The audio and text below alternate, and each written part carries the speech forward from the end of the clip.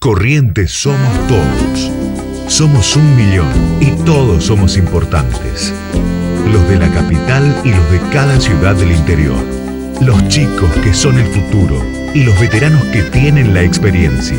Los hombres y las mujeres tantas veces postergadas. Los emprendedores que crean oportunidades y los más humildes que las necesitan.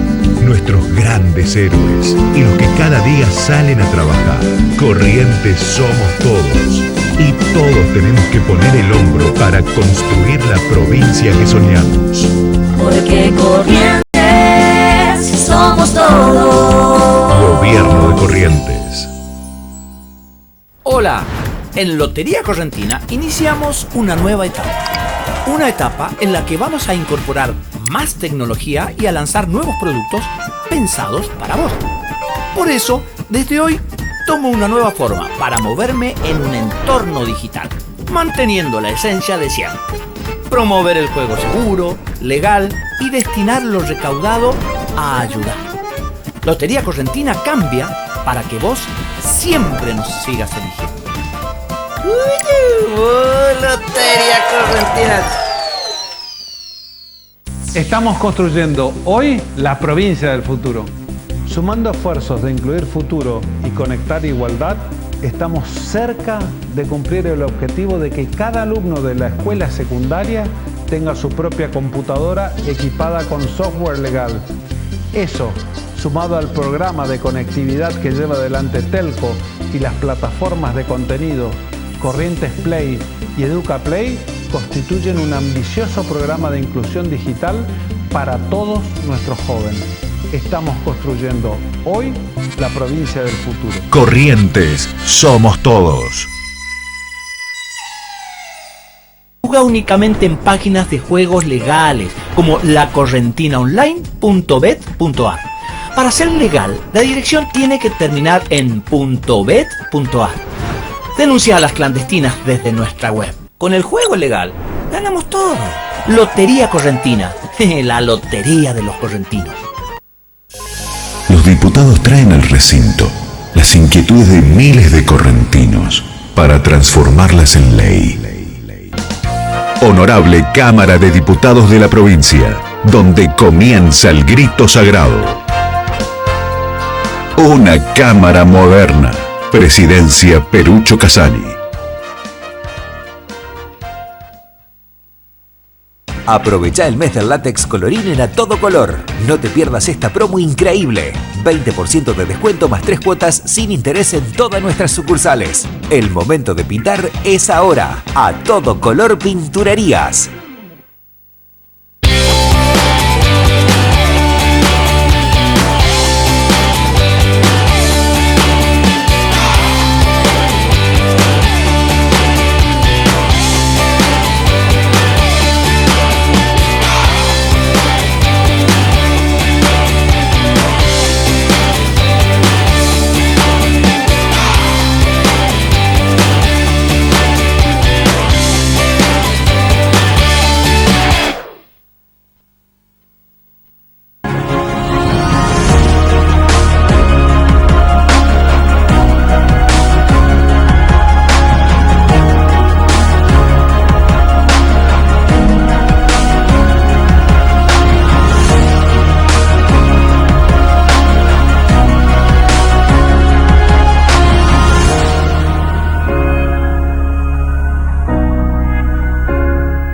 Imágenes Médicas Dr. Danura. La mejor atención y excelente servicio para el bienestar de nuestros vecinos. Ecografías, tomografía computada multicorte, espirometría computarizada, radiografías digitales, espinografía digital, panorámicas dentales, estudio de sueño, poligrafía respiratoria, oxigenoterapia domiciliaria.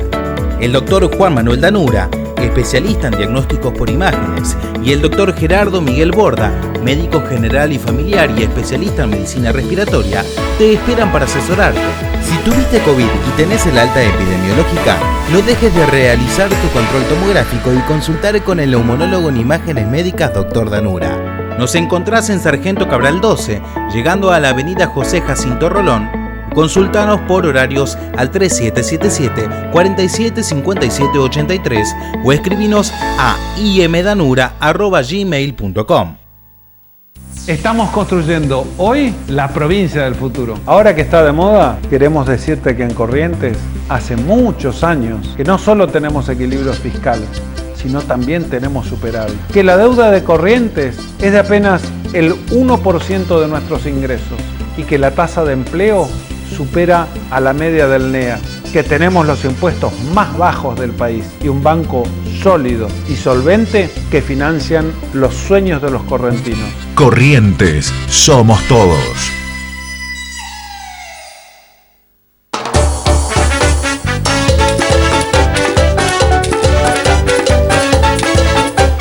Siempre apoyando a Corrientes, a toda su gente, dispuesta a ayudar. Lotería Correntina. Siempre apoyando el futuro, que todos los sueños se hagan realidad.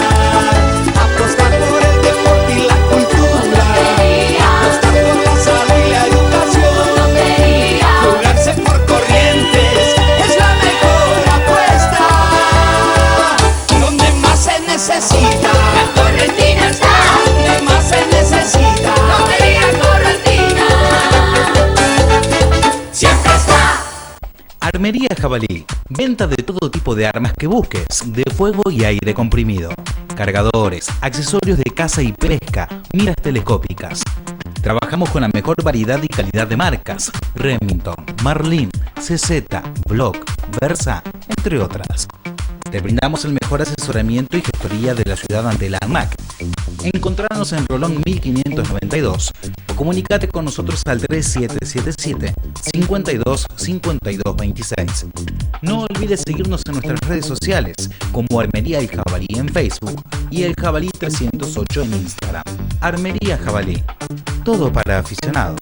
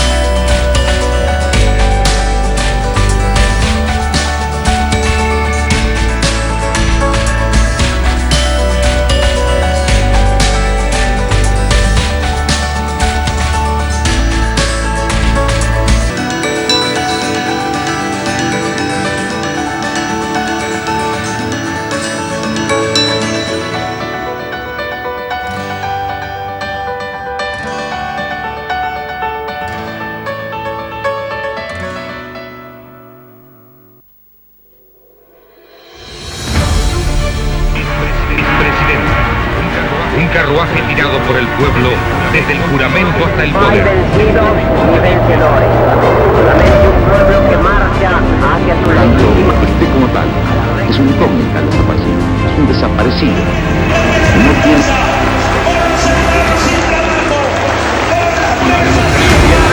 No solo se vota, sino que también se come, se educa. Respondiendo al clamor del pueblo y con el patriótico apoyo de los ejércitos de las trabajadores. País afuera. Quiero $1000 como prometieron. ¡Los que devuelvan la guita! Los destinos de la patria puede aparecer una plaza como esta. Y convicciones a las que no pienso dejar en la puerta de su Nunca más alentados en el país.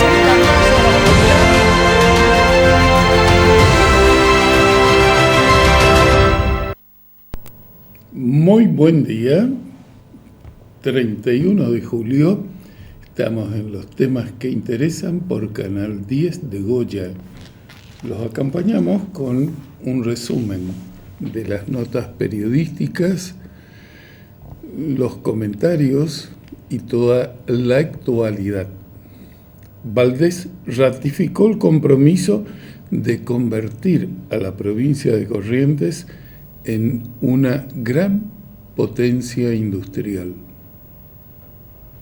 Son parques industriales municipales donde hemos culminado ya el estudio de factibilidad y donde estamos nosotros otorgándole a cada uno de los intendentes la posibilidad de que tengan un norte a seguir. Por supuesto que lo tenemos también dentro del Ministerio de Industria y a partir de ahora comienzan los aportes para poder lograrlos. Hizo una mención con respecto al futuro de la provincia de Corrientes, no solamente turístico, cultural, sino también apostar a la industrialización. Bueno, esa es la gran apuesta, ¿no? Nosotros tenemos una red de parques industriales, en este momento 18, pero ya tenemos el proyecto ejecutivo en cada uno de estos otros parques industriales. Por supuesto, invitamos al resto de los municipios a que se puedan sumar, a que puedan trabajar para poder concretar su proyecto de parque industrial. Y por supuesto que a partir de ahora comenzamos a presupuestar adentro del presupuesto de la provincia para lograr cada uno de estos parques industriales vayan tomando forma. Por supuesto que lo hacemos de contado, con plata de la provincia, sin endeudamiento, por supuesto, y lo vamos a ir haciendo al transcurso del tiempo, incorporando este objetivo dentro de los objetivos de desarrollo sustentable que tiene la provincia de Corrientes a partir de nuestro plan de desarrollo. ¿Qué tan viable que se deje de cobrar la tasa de seguridad y higiene, teniendo en cuenta la situación complicada financiera de los recursos municipales? Todos hablamos y tenemos que hacer un esfuerzo fiscal.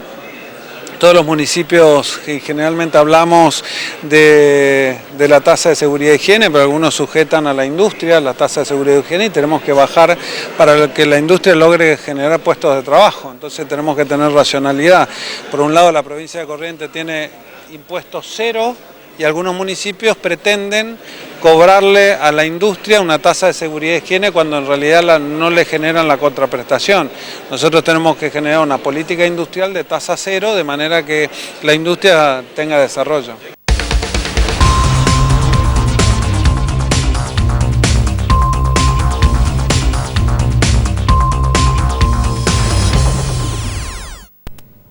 Son 7 las comunas, los municipios de la provincia de Corrientes que se concretaron los proyectos y vemos la nota. Valdés entregó proyectos ejecutivos de construcción de parques industriales a 7 localidades.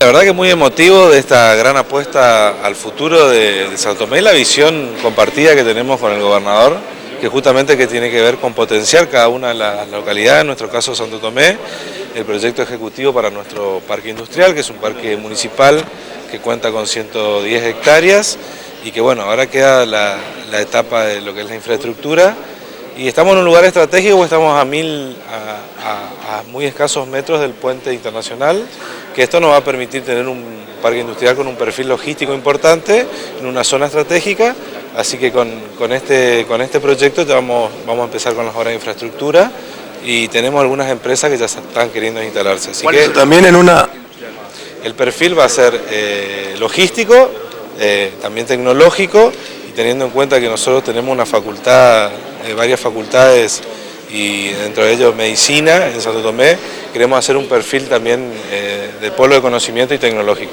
En esto tiene una ubicación privilegiada, incluso la cercanía también con el próximo puerto de Ituzaingó. Sin lugar a dudas, lo que tenemos que trabajar es estamos en la cuenca forestal más importante de la provincia, la zona de Santo Tomé, el departamento de Santo Tomé es el más forestado y bueno, también vamos a apostar a esa industria, agregar valor agregado a la materia prima que tenemos, que vemos que salen los rollos y el gran desafío que tenemos es que se pueda industrializar en la provincia y bueno, y se van a abrir nuevas oportunidades y nuevos mercados con el puerto de Ituzaingó, que va a salir toda la materia prima por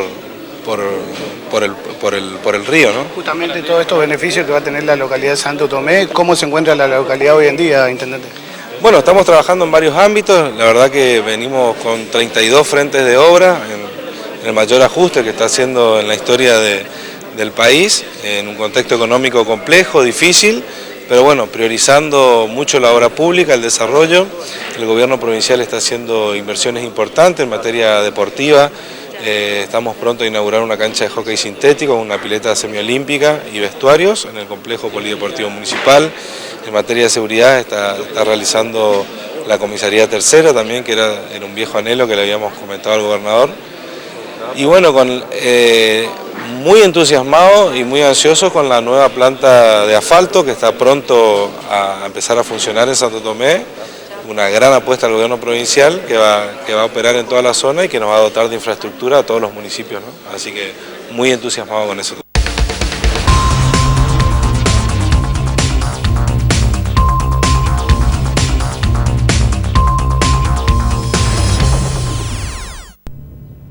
Bien, seguimos en los temas que interesan por Canal 10 de Goya. El caso Loan, 34 llamadas borradas. ¿Quién usó el celular de la abuela Catalina? Levantar el secreto del sumario en el caso Loan, Carlos. A partir de hoy, todas las partes van a poder ingresar a la investigación, al sumario. Se va a conocer qué sucedió en estos últimos 10 días mediante los cuales la jueza, recuerdan ustedes que cuando lo detienen a Méndez, este ex policía que estaba vinculado a Maciel, la ley le da la posibilidad a la jueza Poserpenso de estirar 10 días más el secreto de sumario. Lo hizo, se terminó en el día de hoy y se va a empezar a saber qué pasó en estos 10 días, pero también si va a tomar alguna decisión la jueza. Cuando hay secreto de sumario es porque van a haber allanamientos. En un sumario normal, si en un secreto de sumario normal, van a haber allanamientos, van a haber detenciones, va a haber algún tipo de movimiento o pericia que puede llegar a modificar el curso de la investigación. Nada de esto ha sucedido hasta ahora. No. Lo cierto es que a partir de ahora se levanta el secreto de sumario y esto quiere decir que cualquiera de las partes involucradas, le hace Burlando, el abogado de Maciel Pierri, los abogados de los demás imputados, pueden pedir una copia de lo actuado hasta ahora y por eso vamos a empezar a saber qué fue lo que pasó en estos 10 días y qué temperamento tomó la jueza para decretar el secreto de sumario y ahora levantarlo. Bien. Carlos, cuando hablamos de las partes involucradas, sí, uno dejaba fuera ya, por supuesto, a la mamá, al papá de Loan, a los hermanos, a la abuela Catalina. Pero te pregunto, ya vamos a Ale Pueblas, atención. Ayer leíamos nuevo giro en el caso Loan porque encontraron 34 llamados eliminados en el celular de la abuela Catalina en las horas en donde acontece la desaparición de Loan. Es una cosa inexplicable. A ver, no sorprendente. ¿Te sorprende algo en esta causa? No, ya no. ¿A vos en casa te sorprende algo? Hablábamos de Laudelina, que hablaba de un hombre que hablaba guaraní, que lo tenía en 9 de julio, de llamadas que eran de 9 y después eran de 19 minutos. Y ahora, Catalina, la abuela, tiene en su celular borradas 34 llamadas. Digo, te pregunto a vos y pensalo en casa para entender, Guillermo, les pregunto a ustedes también. ¿Vos sabés cómo borrar 34 llamadas de tu celular? Y además, ¿alguna vez lo hiciste? No, a ver, podés borrar para volver a tener espacio 6, 5, pero ¿en qué contexto borrás 34 llamadas rápidamente? Suponiendo que hay una preocupación de base que pueda llegar a tener que ver con la desaparición, en este caso de su nieto. Pero además, sin subestimarla, la realidad es que, por lo general, cuando Clara habla de los jubilados, dice el difícil acceso que tienen a la utilización de telefonía, a la tecnología nueva. Digo, una mujer que parecía tan inocente, de repente tiene llamadas y borradas. Digo, me parece que acá o Catalina borró las llamadas o Laudelina, Carlos, en este proceso de tiempo en el que no estuvo presa, quizás fue ella la que intervino también en este teléfono. Y también hay que ver la inocencia de la ida de Loan. Digo, Catalina, ¿puede haber sugerido que lo llevara a Loan José y por eso José lo invita al campo? Bueno, hoy se sabe que Loan fue a las 10 y 50 y pico minutos, ¿no? Sí. No es que llegó después. Claro, y está muy bien lo que plantea Angie, porque hay que apuntar a Laudelina. Fue Laudelina. este ejemplo, vos a tu abuela en casa le tenés que ayudar, no a todos, porque hay gente que se amaña, pero hay gente que no tiene buena relación con la tecnología. Y Guille decía, para liberar espacio, una llamada no te ocupa ningún espacio en el teléfono. Claro. Es borrar un número, entrada o saliente. ¿Sabe Catalina hacer eso? ¿O fue asistida por alguien? O peor, alguien le usó el celular para involucrarla. Bueno, ¿qué pasa si se avanza en el peritaje del teléfono de la abuela Catalina, de la abuela de Loan? Ale Pueblas, desde Corrientes, ¿cómo te va? Buen día. Guille, ¿cómo te va? Buenos días. Y bueno, lo que estaban hablando estaba escuchando atentamente. Ahora hay que tener en cuenta, esto ya lo sabíamos hace unos cuantos días, y ayer una colega le pregunta a Catalina si ella sabe borrar llamadas de celular, ella dijo que no, que nunca había borrado llamadas de celular, es un celular muy viejo, el cual tiene estas 34 llamadas, y quien estuvo con ella todo ese tiempo fue la Audelina. En el tiempo que se realizaron las llamadas, que son varias y son para analizar, esto lo teníamos ya hace como 10 días, pero bueno, la jueza ahora recién obviamente lo toma en consideración. Hay que tener que, mira, antes de la desaparición de Loan, Catalina realizó 13 llamadas. Que el celular haya realizado 13 llamadas no significa que lo haya hecho Catalina. Claro. Eso también hay que saberlo. ¿Por qué? Porque es un celular que no tenía contraseña, que es uno de los viejos, que lo podía usar cualquier persona. Entonces eso también hay que explicarlo bien. Antes de la desaparición de Loan, el celular de Catalina, sería lo correcto, se realizaron 13 llamadas, 11:56 y a las 13:30, más o menos, en ese lugar, en ese rango de tiempo. O sea, estamos hablando en el rango de 1 hora y media aproximadamente, se realizaron 13 llamadas.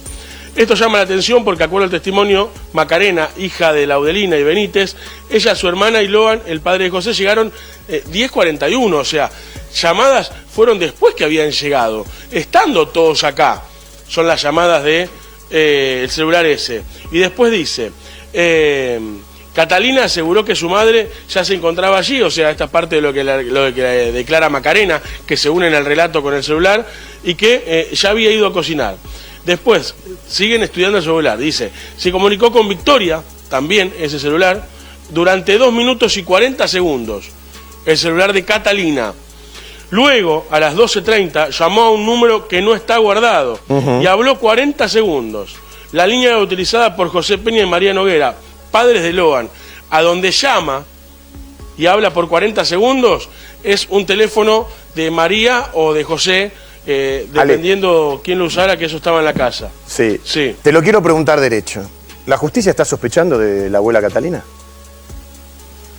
No, porque, vamos de nuevo, que las llamadas se hagan del celular de Catalina no significa que las haya hecho Catalina. Eso está claro. Eso hay que tenerlo en cuenta. Está Ahora, bien. La van a citar a declarar. Ahora, ella dice que no sabe borrar llamadas y que el celular lo tenía para recibir o marcar los poquitos números que ella sabía marcar en su celular.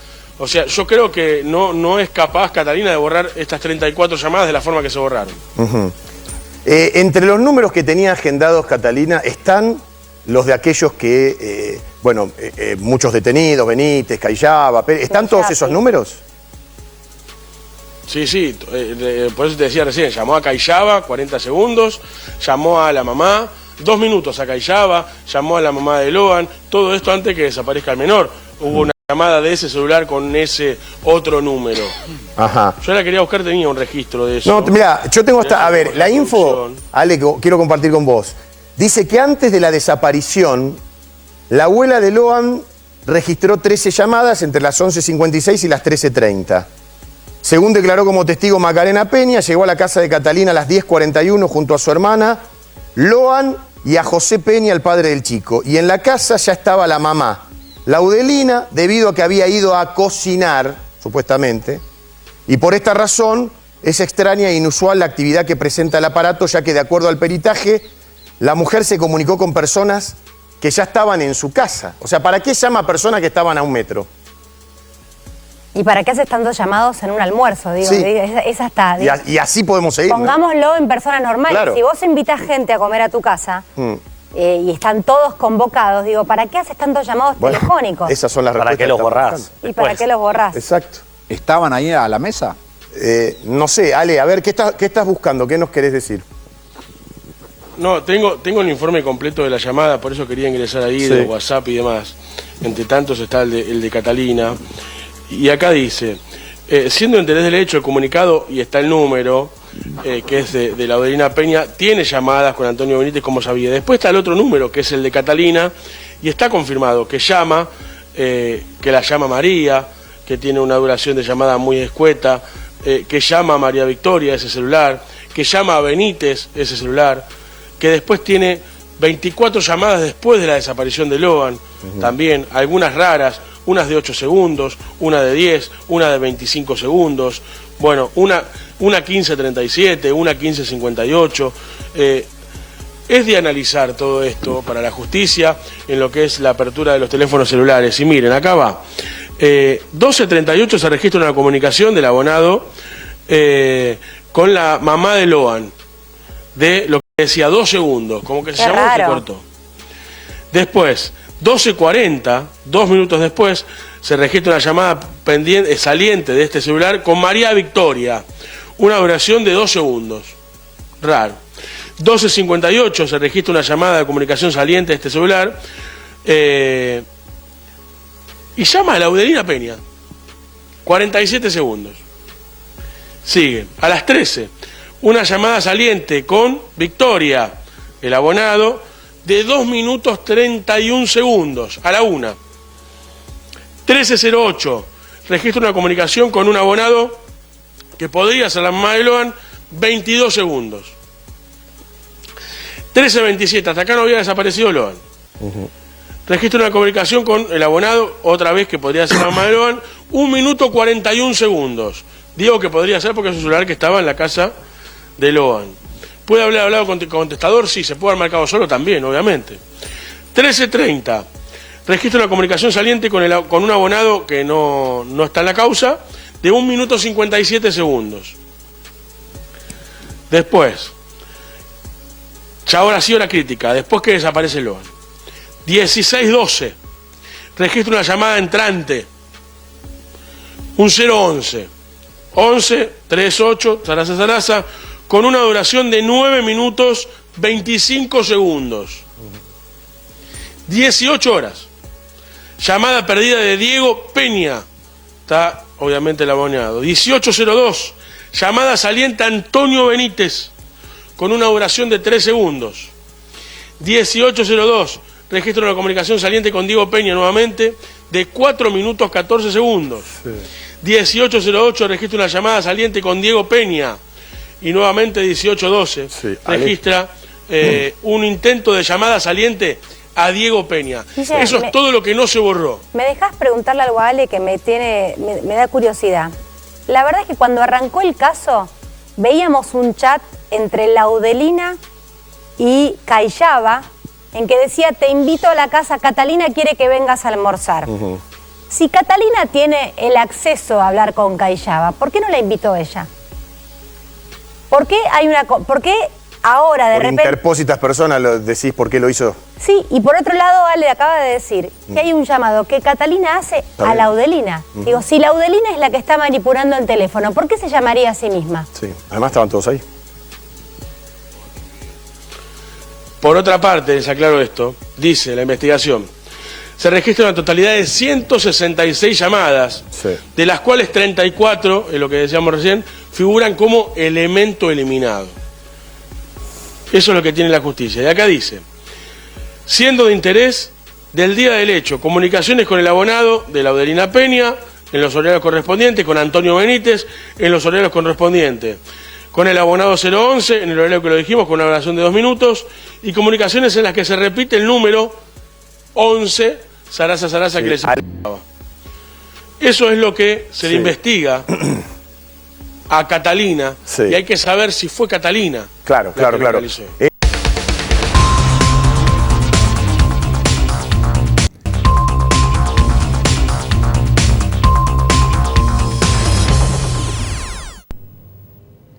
Recordemos que cuando usted hace un llamado, queda registrado en su celular.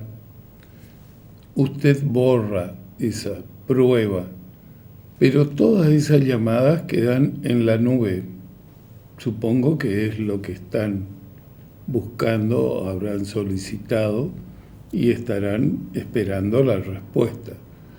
Pero además a las si tiene a quién llamó y borró la llamada, también en el celular que recibió está registrado y en la nube de ese celular. Es decir, hay 4 lugares donde queda la información. Si se borra uno, quedan otros 3. Por lo tanto, no debe ser una cosa inmediata acceder a esa información y que te remitan, pero descarto que van a poder. Y bueno, ahí viene toda la historia de los procedimientos y qué se hizo, cómo fue el resguardo de cada una de esas cosas, ¿no? Loan, un sobre que le habría llegado a la jueza generó un nuevo allanamiento.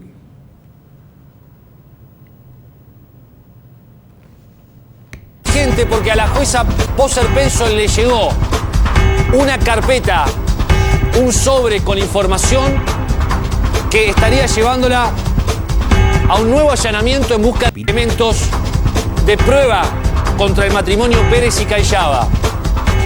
Me hablan de teléfonos que podrían no haber sido entregados. Me hablan de una cantidad de dólares escondidos, incluso hasta droga escondida, dólares que no se le puede seguir la procedencia legal. Han marcado algún punto, han entregado a la jueza información y en estos momentos se está tratando de dar con este escondite, que estaría en principio en la mira del matrimonio Pérez y Callaba del que tanto hablamos. Quería hacerte esta información, darte esta información que nos acaba de llegar de manera urgente ahora a la tarde, mientras continuamos con la investigación paralela. Estamos con Hugo Sorbo también, estamos con Fito Baqué. María Baloy, ¿cómo estás? Muchas gracias por venir y ya vamos con la ruta de la trata en la Argentina. Hay una investigación paralela, Bobby. ¿Por qué está esta investigación paralela? Porque mientras la justicia oficial no busca al nene, se busca al nene con otras variantes. Exacto, y allí lo que tenés, y tenemos más testimonios para compartir de a quien hemos calificado como testigo X, vamos a denominarlo así, que lleva adelante por razones personales, junto a un equipo de más personas, una investigación personal y paralela a la investigación oficial. Un punto acá es, si esto fue así, siempre se habla para que se cometa un delito de una escena de un crimen. ¿Cuál es la escena primaria del crimen? Bueno, acá tienes una escena primaria, que es este derrotero donde se abre un agujero negro en el medio del campo y Loan desaparece. Esa escena primaria es lo que ocurre entre la mesa en donde comen, el camino al Naranjal, último registro objetivo. Olvídate de todas las mentiras y verdades que nos puedan haber dicho. Último elemento objetivo, 13:52, una foto de Loan caminando entre medio de los adultos hacia el Naranjal. Y luego ese lugar, que es hacia donde llega con Benítez. Eso lo podríamos considerar una gran zona cero, la escena primaria de la extracción, el robo de Loan. Ahora, hay otra escena que es secundaria, que es clave. Son las rutas. Claro. Son las rutas. Si hablas de delito, de trata, con conexiones de bandas que se diversifican, que trafican autos, que trafican personas, que trafican droga, la escena secundaria son las rutas. ¿Y qué pasó con las rutas? Nada, absolutamente eliminadas. Ayer, ahora lo vamos a recordar en un rato y seguimos, estaba en vivo en nuestro programa, altísimo funcionario del Ministerio de Seguridad de la Nación, viajó a Goya y un periodista le hizo una pregunta muy simple, el colega Fito Esbrisa, dice, ¿y de haberse activado tan tarde la alerta Sofía? Pues la alerta Sofía no es que nosotros podamos poner una fotito o nos hagamos una remera o la hinchada de Boca ponga un cartel en la cancha diciendo Loan te esperamos. El alerta Sofía es, desaparece un pibe y nos movemos así, contra el reloj, en 5 o 10 minutos hay que cerrar todo alrededor de un pueblo y no se hizo. ¿Y qué dice este funcionario, Marcelo Romero, que fue fiscal? Dice, sin lugar a dudas, la responsabilidad es del comisario. A ver, Fito, por acción u omisión, si el comisario no cerró las rutas y los caminos, termina siendo cómplice, ¿no? Más allá de que diga que es inocente y que quiere colaborar con este asunto. Sí, es como que el lobo diga que ahora es cordero y que quiere balar como un ternero, ¿viste? Te va mezclando de animales y te va cambiando. Lo del comisario, está claro su participación primaria en el hecho primario o en un encubrimiento, pero que un delito cometió, y cuando vos querés ser imputado colaborador en vez de testigo, con identidad reservada, es porque estás reconociendo que algún delito cometiste. No tengo dudas de que tendría que haber cerrado las rutas, tendría que haber dado inmediatamente activado el alerta Sofía, pero sobre todas las cosas lo tendría que haber encerrado un ratito a Benítez de entrada, decirle vení, charlemos, amigo. ¿Por qué no charlamos un poquito, no? La canción. Pero si el pibe ya está sacado. Pero el tipo, mientras tanto, aprovechó, digamos, si vos no tenés justamente, o hacés la omisión, por acción o por omisión, no mandás a cerrar. Bueno, estás dando el vía libre, ¿no? Por eso, tiene responsabilidad. La ruta es activar el alerta Sofía y llamarlo a Benítez. ¿Por qué?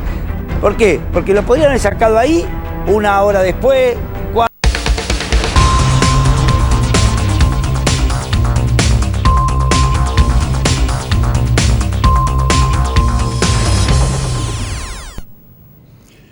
En estos casi 2 meses hay de todo.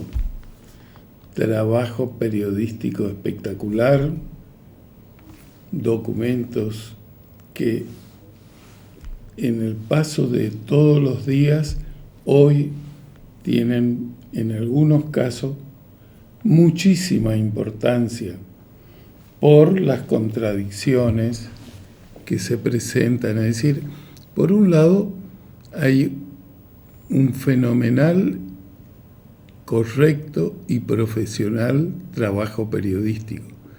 Ahora, en el cúmulo del torrente informativo, con los opinólogos, con periodistas de todos los pelos y marcas, con todas las fantasías locas que se le ocurren a algunos delirantes que quieren tener protagonismo, empiojan toda la causa, todo el tema, porque te tiran cada pescado podrido, ¿no? Que lo vieron a Loan en Entre Ríos, no, está en Chaco, está en Comodoro Rivadavia, Callaba, el marido, eran médicos, pediatras, atendían 10, un montón de pescados podridos.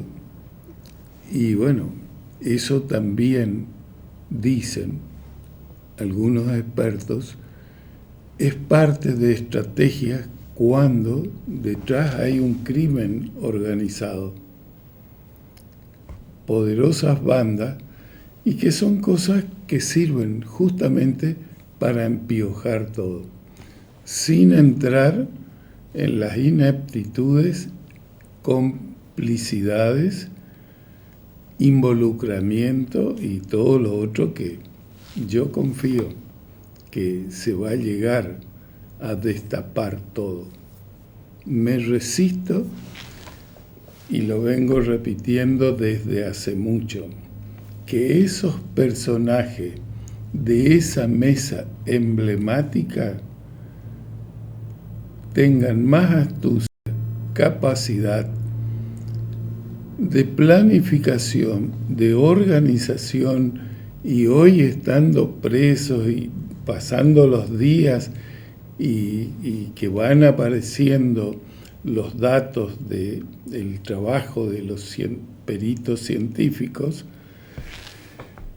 me resisto a creer que los integrantes de esa mesa tengan una capacidad superior a toda la policía de Corrientes, a toda la justicia de Corrientes, a la gendarmería, a la prefectura, la policía federal, la justicia federal y las estructuras del Estado Nacional que específicamente trabajan en esta materia. No es posible. No me entra en la cabeza. Tiene que aclararse. No puede ser que los integrantes de esa mesa sean mucho más capaces que todo lo que tenemos para combatir eso. Y si no, estamos en el horno total y absoluto. Hay otra nota. Así habrían vendido a Loan. Me dice la fuente, que el caso Loan es de pedofilia. Y dicen, los menores que ya se sabían iban a la comida, al almuerzo, uno de ellos ya estaba comprado, me dice esta fuente. Obviamente previa oferta y foto. Llega Loan y pasan la foto de él a una mesa demandante. Es decir, a un grupo de personas que deciden qué chico sí y qué chico no, según el perfil de sus clientes. Estamos hablando de una red de trata de personas. Dicen, queremos a ese, y así nomás se define el destino de una criatura. Estos tipos, me dicen, saben hasta los gustos de los compradores y dónde y cómo sacar más dinero, según el perfil del comprador y según el material que están comprando. Y disculpen que lo digamos así, pero para ellos esto es un producto, para nosotros es un niño, es una vida. Me dice, ¿vos sabés por qué el teléfono de la abuela se usa tanto? Porque tanto los narcos como los tratantes usan tecnología vieja para muchas operaciones. Por eso no impactan en las antenas. Hay elementos que no impactan en las antenas, me asiente Hugo y ahora vamos a estar. Hay datos de esos teléfonos que son irrecuperables.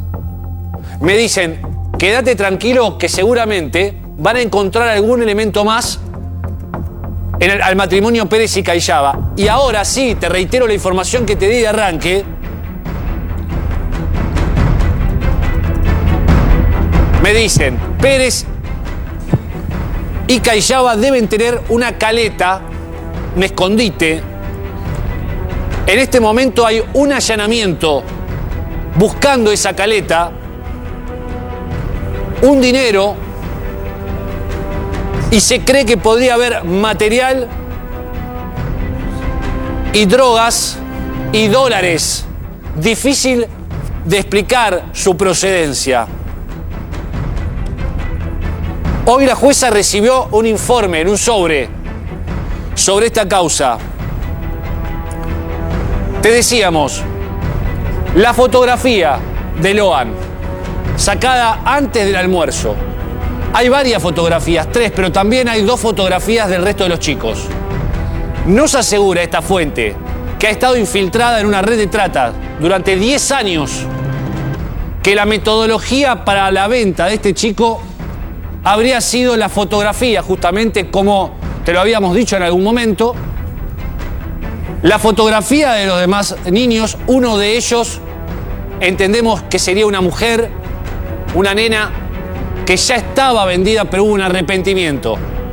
A partir de eso surge esta nueva fotografía que habría sido enviada a este grupo de gente, que es el nexo con el cliente, con el comprador, con el consumidor, como decíamos ayer con María Baloy, que nos contaba, y ahora va a venir un ratito, en el Día de la Trata, contra la trata, María Baloy, en la lucha contra la trata de personas. Hoy se cumple el día de la lucha contra la trata, y te vamos a contar cómo es la ruta de la trata en toda la Argentina, porque quizás no la conocés, pero hay provincias que son de captación y también hay provincias que son de destino, y además, por supuesto, las fronteras calientes. Quiero adelantarte este audio de nuestro testigo, que va más allá en esta investigación paralela de las principales responsabilidades por la desaparición de Loan, por la venta de Loan, llamémosle. Y fíjate lo que nos dice sobre su posible destino. Recordemos, hay 2 grupos en estos momentos, por lo menos 2 grupos, que siguen tras la pista de Loan con vida. Y todos dicen, los que saben y conocen de la situación de la trata que Chiquito estaría con vida. Por supuesto, es una información alentadora y hay que, por supuesto, corroborarla con información contrastada. Escuchemos este audio de nuestro testigo X, mirá.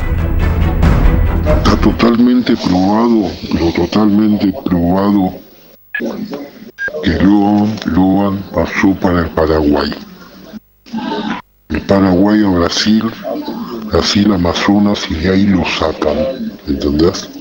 Puede ser que esté en la selva brasilera, puede ser, pero no es seguro. Le dieron demasiada ventaja. Y tengo línea directa yo con gente de Paraguay y gente de Brasil. Muy bien, le dieron mucha ventaja y claro que se la dieron, porque Maciel y el fiscal Castillo dieron mucha ventaja haciéndonos creer que Loan se había perdido. Y después, mirá si no habrán dado ventaja, como la mafia, que parezca un accidente. Mientras tanto, Loan cada vez más lejos. Y sin embargo se lo busca. Nos decía Bobby, esta fuente, insisto, no es una persona que te llama y nos dice algo. No, es una persona a la que le tenemos confianza porque ha estado infiltrada durante 10 años en una organización por una lucha personal, así como las personas que hemos traído a nuestros estudios a hablar de este problema. Y van a darse cuenta que no solo es Corrientes, Bobby. Vamos a la foto y analicemos esto que estamos hablando, que en un principio se había hablado de la posibilidad de que haya sido este elemento. Vení, dale. Que haya sido este elemento. ¿Por qué? Estas fotografías son sacadas a instancias de Laudelina y también sacadas por Macarena. Esta foto en particular. Ahí vamos a este tema. Con la información que vos traes de esta investigación paralela de un hombre muy calificado que por una razón personalísima, íntima, casi diría de sangre, para no dar muchas más pistas, se involucra en este mundo. La estructura de cómo es un delito de trata, cómo se capta criaturas y cómo se las saca, ya la hemos descrito y lo podemos seguir recorriendo.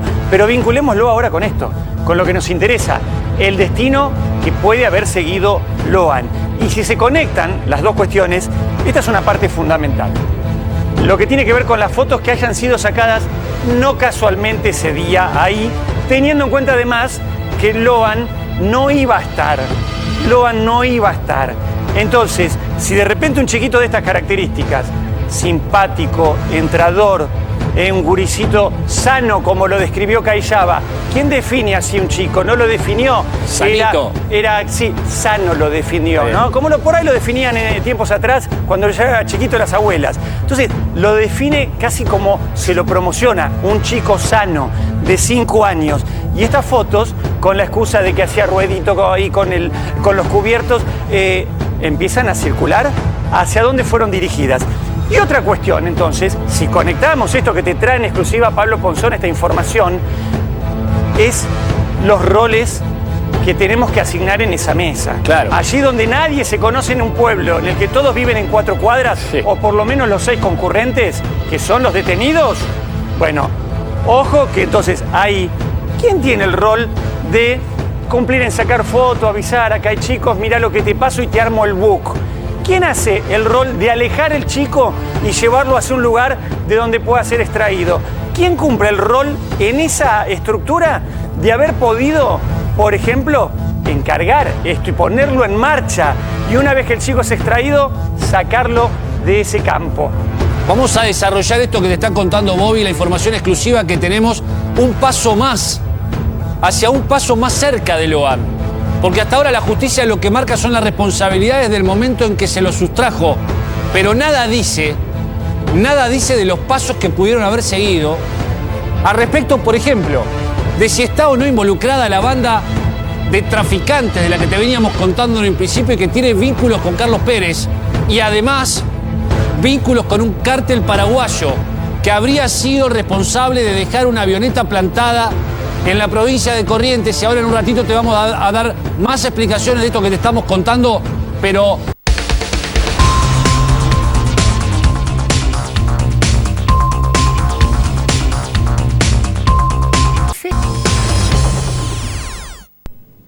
Bien, y así estamos, camino a los 2 meses.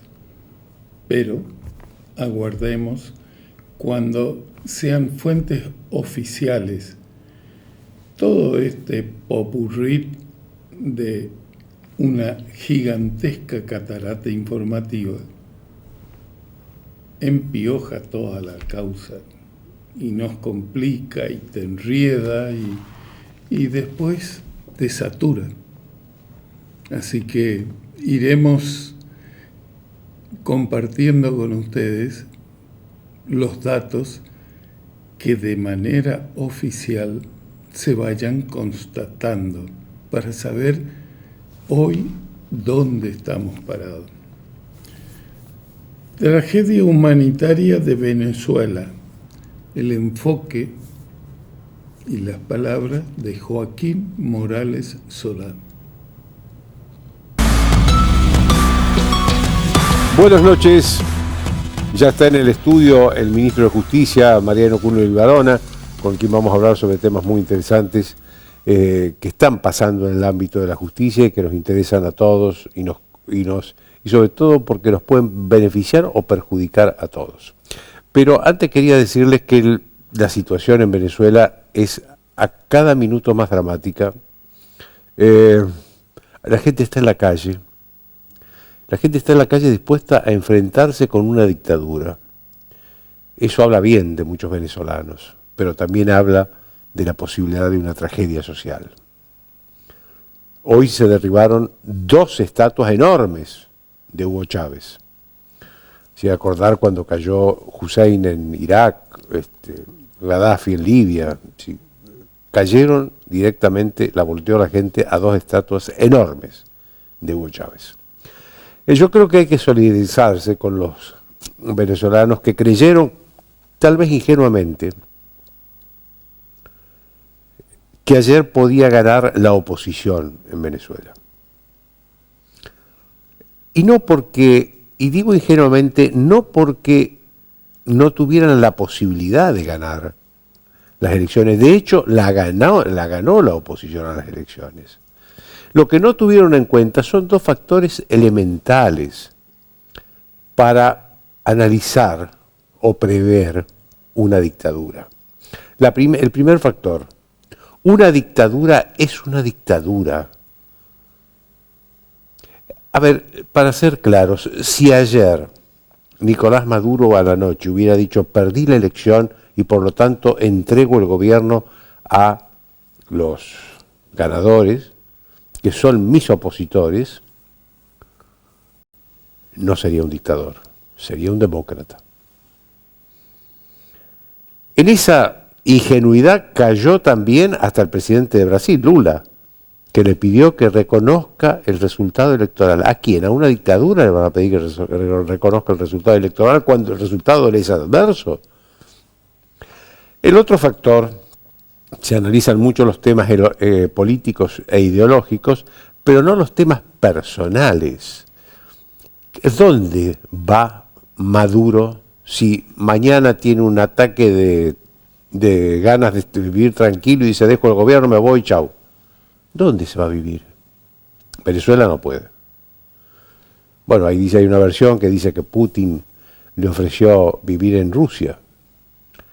Debe ser una tragedia vivir en la fría Rusia a un hombre del Caribe. Y no tiene mucho más. Hoy reconocieron a 3 países importantes, reconocieron el triunfo de Maduro. ¿Sabe quiénes son? Rusia, China e Irán. Esos son los únicos 3 países importantes. Nada más. El factor personal influye mucho. Influye mucho. No saben dónde lo meten a este tipo si es que deja el gobierno. Este año se cumplen 25 años desde que llegó el chavismo al poder. Llegó en 1999. 14 años gobernó Chávez, 11 años está gobernando Maduro. En el acto que hicieron, un acuerdo con las conducciones militares. Los grandes aliados de Chávez y de Maduro son las conducciones militares. Conducciones militares, no digo todos los militares, las conducciones militares. Gente que ha estado, yo nunca estuve en Venezuela, pero gente que ha estado en Venezuela me dijo que es escandaloso el espectáculo, el protagonismo que en actos oficiales tienen los jefes militares, mucho más protagonismo que los ministros, que los legisladores elegidos por la sociedad, mucho más protagonismo que ellos. Entonces no es solo el destino personal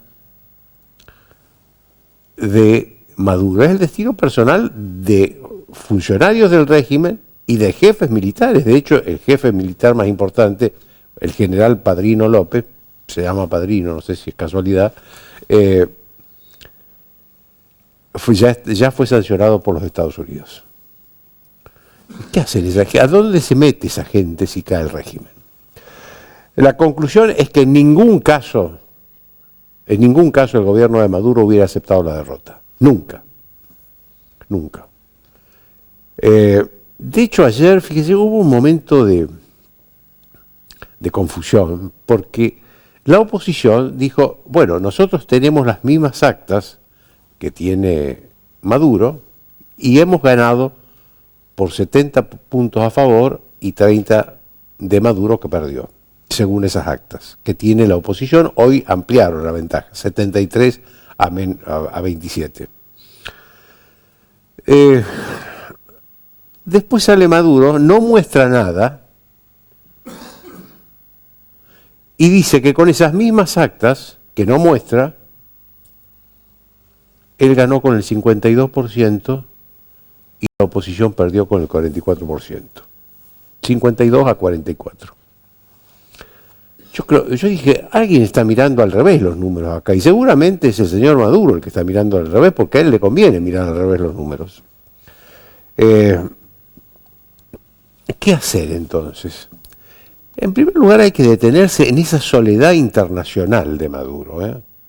Repito, los únicos países importantes que lo reconocieron fueron China, Rusia e Irán. Los únicos tres que lo reconocieron.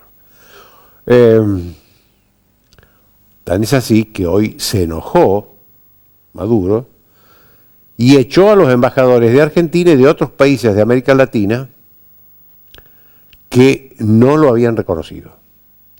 Y llamó a todo su personal diplomático en estos países.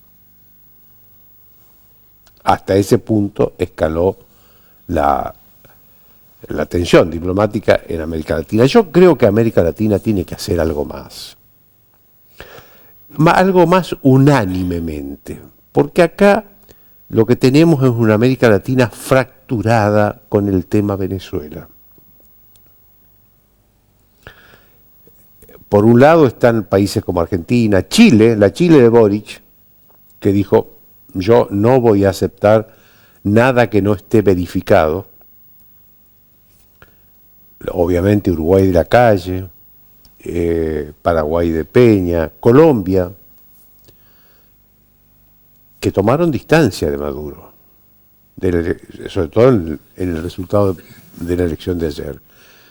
Y después países importantes como México y Brasil, que le dan un margen como diciendo, lo podemos recordar. De hecho, el presidente de México, López Obrador, dijo hoy que si el Consejo Nacional Electoral, que es manejado y controlado con un dedo por Maduro, le da el triunfo final a Maduro, él lo iba a reconocer a Maduro. Yo no sé en qué mundo vive López Obrador. Lula insiste con que reconozca el resultado de las elecciones, no dice si ganó, si perdió, con que reconozca, que eso es ya el colmo de la ingenuidad esto.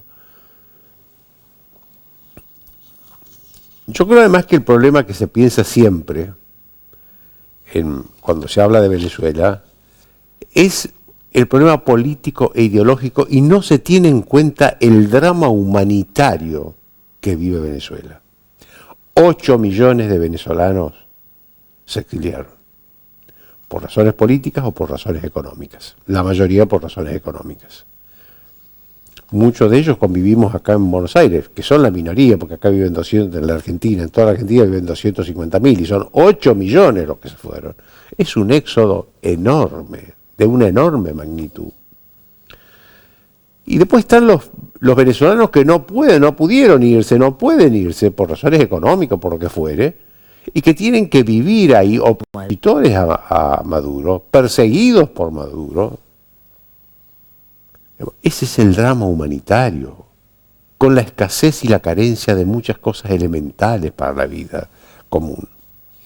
Lo que vimos ayer en Caracas fue un sainete. El presidente del Consejo Nacional Electoral proclama presidente electo de la nación a Maduro sin mostrar nada, sin probar nada. Por eso hay muchos países, Argentina, Chile, España, Francia, Estados Unidos, que le dicen, no, muestre la prueba, muestre las actas electorales.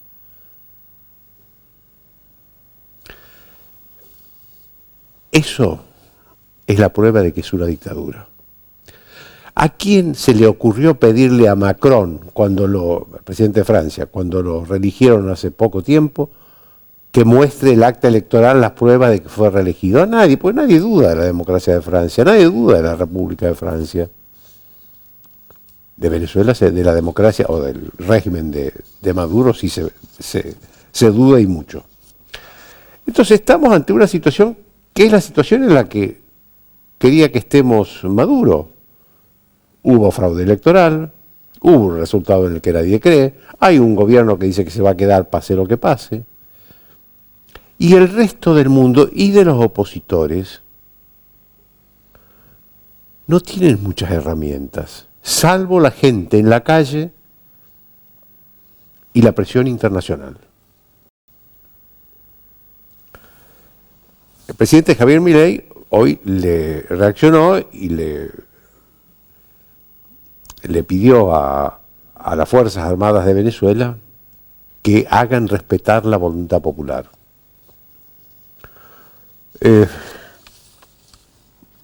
Repito, la conducción de las Fuerzas Armadas son cómplices de Maduro y como lo fueron de Chávez por dos razones. Porque le dieron plata en compra de armas enormes y hay comisiones enormes, y versiones coincidentes dicen que son cómplices también en el tráfico de drogas. Esta es la conducción, vuelvo a decir, no estoy hablando de todos los militares de abajo ni de los del medio, de la conducción de las Fuerzas Armadas de Venezuela, son esto y por eso están abrazadas a Maduro, esas conducciones. Pero pongamos la mirada en el centro de la cuestión. 8 millones de venezolanos que se fueron del país. Más millones de venezolanos que están dentro del país. Miran cómo va a reaccionar el mundo ante un dictador que se robó una elección. Veremos cómo reacciona el mundo. Después de una breve pausa, el ministro de Justicia, Mariano Julio Ugarra.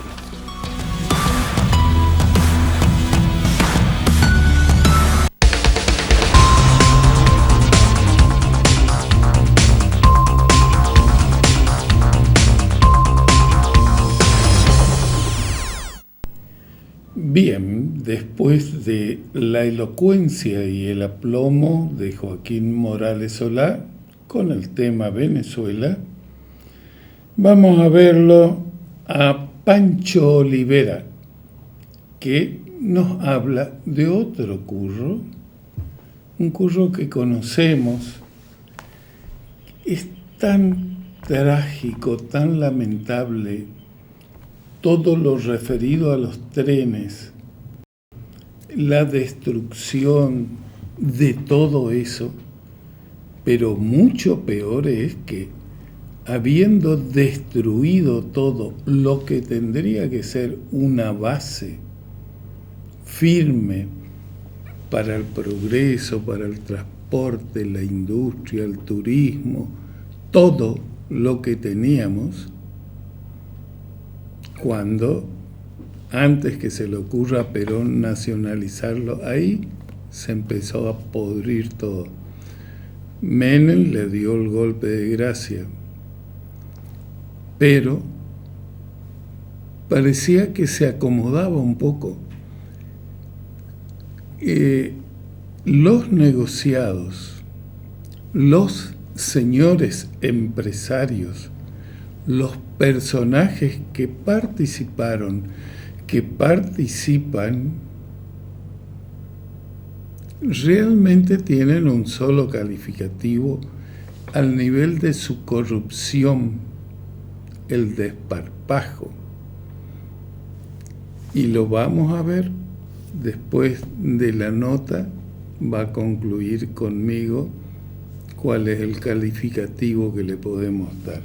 Trenes Argentinos, deudas, comas, renuncian, Pancho Olivera y su informe. En una de las, además de ser la empresa el empleador más grande de la Argentina, Ferrocarriles Argentinos, es una caja de la política en la que además convive lo que Milei llama la casta, porque ahí está el macrismo, parte del randacismo, el peronismo, y vos lo nombraste hoy, Santiago Caputo, que es un poco el referente y el jefe político. ¿Qué es lo que pasó? Esto es un escándalo que explotó en la última semana. Yo quiero recordar que este tema vos lo tocaste aquí, empezaste hablando de esto hace 3 semanas. 3 semanas, había una licitación que a raíz del informe que hicimos se suspendió. Ajá. Y todavía no tiene fecha. Muy bien. Y se suspendió por las irregularidades que hay adentro, que siguen existiendo. Acá hay pedidos de coimas, gastos ridículos, exorbitantes. Hoy llegó una factura, por ejemplo, se presentó una factura en el Ministerio de Economía de 250 millones de pesos por corte de pasto en mayo, y la empresa tiene personal para cortar el pasto. Digo para que te quede claro. O sea, tercerizan el corte de pasto. Cuando tiene 33.000 empleados. Eso pasa mucho en el Estado, ¿eh? Bueno. Preguntaría, por ejemplo, por cómo lavan la ropa en la Quinta de Olivos, en la residencia de Olivos. Muy interesante. ¿Eh? Bueno, ahora... No sé si Milei está enterado, de su propia casa. Sería interesante también que se enterara bien de esto porque es muy ¿No fuerte. es que la ropa sucia se lava en casa? Sí, pero ¿quién la lava? Claro. En este caso no se lavaría en casa. Pero hay cómo lavarla en casa, eso es lo curioso.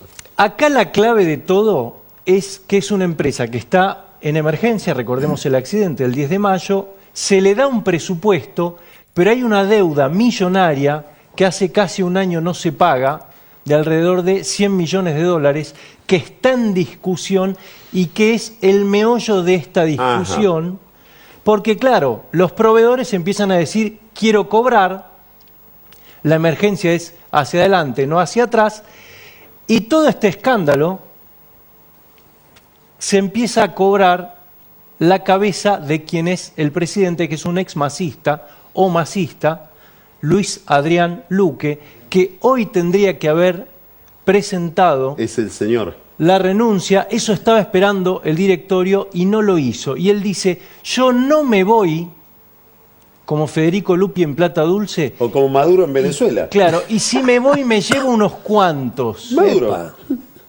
Solo me voy si me piden la renuncia. Mirá la lista. Cualquiera de los dos Caputo. ¿De cuál? Porque hay muchos Caputos. Hay más de 2. Santiago en este caso, Santiago y el ministro de Economía. Karina Milei o el Peluca, dice. Suponemos que es el presidente. Sí, yo no me voy. Ahora, ¿qué es lo que... Hasta ahora no le pidieron ellos la renuncia. Ellos dicen, vos tenés que presentarla, no te vamos a echar. Ahora, como se está negando, probablemente hagan una asamblea, una reunión de directorio y le pidan formalmente. Ahora, ¿cómo explota esto? Estos proveedores, que en realidad son más de 700, pero hay 70 a los que se les debe más de 1.000 millones de pesos, empiezan a ver que el banco que les había prestado plata, que es el Banco Macro, les empieza a exigir que les pague los créditos. Y ellos dicen, si el gobierno no me paga, yo no te puedo pagar. Y ahí, en esa discusión, salta este escándalo sobre la deuda que es. Dicen las autoridades de los ferrocarriles, ya que no hay plata, como dice Milei, el dinero es escaso, eso tiene un costo. Entonces vos, proveedor Vilota, si querés cobrar, tenés que dejar el 25% de lo que yo te voy a pagar, Ferrocarril te voy a pagar 25% solo por certificación de deuda. Es decir, reconocer que existe esa deuda. Además, un 15% si te la pago. Esto... para que te reconozca que la deuda es legítima tenés que poner 25% de esa deuda. No sabemos... Y después para cobrar el 15%. Claro. Pero ¿a quién le tenés que reconocer ese 25%? Al funcionario... Que te reconoce la deuda. Que te reconoce la deuda. Ahora, ¿qué pasa? ¿Por qué explota? Porque en realidad esto, según lo que a mí me cuentan, venía haciéndose. Evidentemente, hubo una mexicaneada. Esta palabra la usaron 2 funcionarios de ahí adentro y alguien empezó a pedir para sí mismo. Porque antes, ¿para quién pedían? Y antes estaba todo, antes era una organización, esto viene en los últimos 4 años. Una organización dentro de la organización. Claro, era una para empresa arriba. Sólida. No sé si para arriba o para el costado, pero eran... ¿Qué quiere decir que era una empresa sólida? O hacia abajo. Era una empresa, era una organización institucionalmente cerrada, quiero decir. No había filtraciones. A partir de ahora... O sea, era una organización. A partir de ahora pasó a ser una banda. Exactamente. Además, con un componente muy importante, que es la relación entre todo este grupo y parte del Frente Renovador con la campaña de Milei. Porque si se suponía que Milei llegaba... Luque, a ver, aclaremos. Este señor Luque era el jefe de legales de la misma empresa, Ferrocarriles Argentinos, durante la gestión de Massa. Así es. Que controlaba el Ministerio de Transportes. Así es. Y a su vez sostenido por un empresario, llamémosle así.